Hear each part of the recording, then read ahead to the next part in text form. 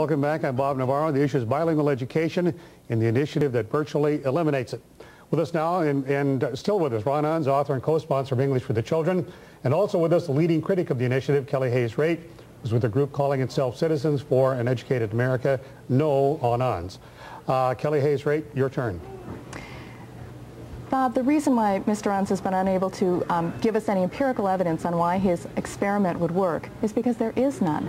The Ron Unz initiative is an untested experiment on California's children. It will also have several other consequences. It will outlaw successful language programs that are currently working. Secondly, it will attack local school districts' ability to create their own programs to teach their children. And thirdly, it denies children under the age of 10 who don't test up to the 50 percentile in their classes. It will deny them additional English instruction.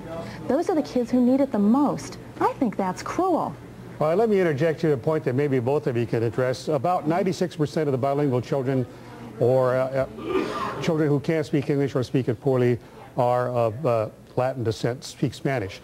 The dropout rate in California for Latino students is well into the 40 percentile bracket.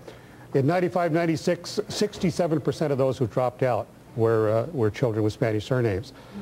So obviously bilingual education is not working, at least in its present form. I've addressed it to Kelly Hayes-Raitt. I'll let you answer this.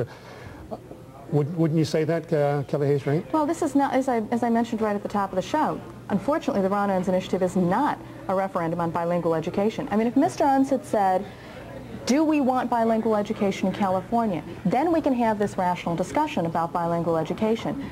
He hasn't done that. He's removed the debate and changed it so that we are talking about his very specific proposal, that is to take limited English-speaking children and put them immerse them for one year, correct, and then try to push them on. That's right, and that's what we're voting on. Yeah. So we can't muddy the issue. We have to really understand that we're creating an entirely new system here that is untested, and it's an experiment on these children. And one more point, Kelly Hayes, if I'd like you to address, and then I'll get Ron Unz in here. And then as you saw the LA Times poll, as well as all the rest of us did, where 84% of Latino voters in California favor the initiative, 84%, well, and they are the people most affected. Sure. The way I read that poll was that 84% of the Latinos want their children to speak English. Yes. As do you and I, I'm sure. I mean, everybody wants their children to learn English. Everybody wants their children to succeed in school. But we not only want kids to graduate knowing English, we want them to be able to graduate and be able to balance a checkbook and read a road map. We're talking about quality of education, and the Ron Unz initiative will reduce the quality of education. And that's why every major teachers organization, the school board association, and the school administrators have all come out and opposed the Ron Unz initiative. It's a group that you hardly ever see unilaterally opposing an initiative. But here we have the California Teachers Association, the Federation of Teachers, and the Association of School Boards, and the California... Let me stop you there because I'll tell you from my own experience, it's hard to find Latino parents who oppose the initiative, and I've tried. Anyway, Ron, let me let you respond to it briefly, then I have a question for you as well. It's very interesting that bilingual education is such a clear failure that even our opponents on this initiative refuse to defend bilingual education whatsoever. I'd also like to say that if Kelly Hayes-Raitt does believe that bilingual education works or that it can be improved or can be salvaged, what has she been doing for the last 20 years of this failed program to try to fix it? What have you been personally doing to try to fix this system? Kelly? What I said was that I don't believe the Ron Unz initiative is the fix. That's why I am incensed about this experiment that's being foisted on Californians. And I trust that once voters have an opportunity to read what's in the Ron Unz initiative, they will vote against it on June 2nd.